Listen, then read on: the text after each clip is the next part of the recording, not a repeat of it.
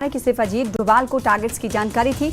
आखिरी समय पर एनएसए अजीत डोभाल ने टारगेट बदल दिए थे। एनएसए अजीत डोभाल ने पूरी प्लानिंग गुप्त रखी थी। सूत्रों के हवाले से बड़ी जानकारी मिल रही है। एनएसए अजीत डोभाल ने पूरी प्लानिंग्स को गुप्त रखा था।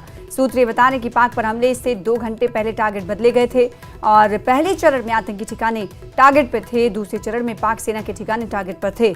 सूत्रों के हवाले से ये भी जानकारी मिल रही है कि पाकिस्तान टेक्निकल सिस्टम में चीनी दखल भी था। तो इस वक्त की बड़ी जानकारी आपको ऑपरेशन सिंदूर के हवाले से दे रहे हैं। जो ऑपरेशन सिंदूर के जरिए भारत ने पाकिस्तान के कई आतंकी ठिकानों को ध्वस्त किया था, तो उस वक्त सूत्रों के हवाले से अब जानकारी निकल कर आ रही है एक एक करके कि सिर्फ अजीत डोभाल को ही टारगेट्स के हवाले से जानकारी थी और जब आखिरी वक्त आया, आखिरी समय आया, उस वक्त एनएसए अजीत डोभाल की तरफ से टारगेट्स को बदल दिया गया था। एनएसए अजीत डोभाल ने पूरी प्लानिंग्स जो है वो गुप्त रखी थी, किसी को इसकी जानकारी नहीं थी और आखिरी समय पर इसे बदल दिया गया था। एनएसए अजीत डोभाल ने पूरी प्लानिंग्स को गुप्त रखकर पाक पर हमले से 2 घंटे पहले टारगेट्स बदले थे। पहले चरण में आपको बताएं कि सूत्रों के हवाले से जानकारी मिल पा रही है कि आतंकी ठिकाने टारगेट पे थे और दूसरे चरण में पाक सेना के ठिकाने को टारगेट पर रखा गया था।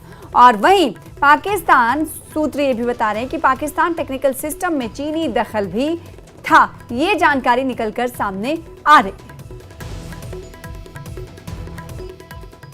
भारतीय सेना ने पाकिस्तान को अब तक के सबसे छोटे युद्ध में परास्त कर दिया। इसके पीछे भारत में बने हथियार और डिफेंस सिस्टम की बहुत बड़ी भूमिका थी। ऐसे कवच जिन्होंने पाकिस्तान के हमलों को नाकाम किया और ऐसे हथियार जिनके आगे पाकिस्तान ने घुटने टेके। देखिए उधमपुर से आकाश शर्मा की रिपोर्ट।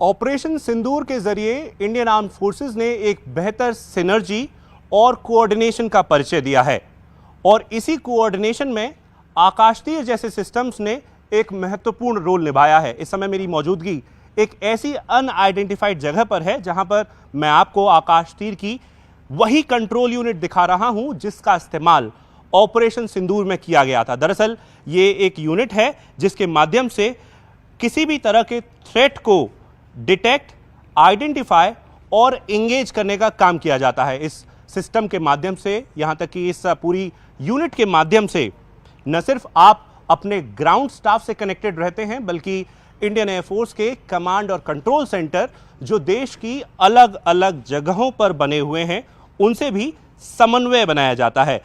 मैं इस समय आपको तस्वीरें दिखा रहा हूं किस तरह से इंडियन आर्मी के जो जवान हैं, खासतौर पर आर्मी एयर डिफेंस यूनिट के जो जवान हैं, वो किस तरह से जो तमाम डेटा उनके पास आ रहा है उस पर काम कर रहे हैं।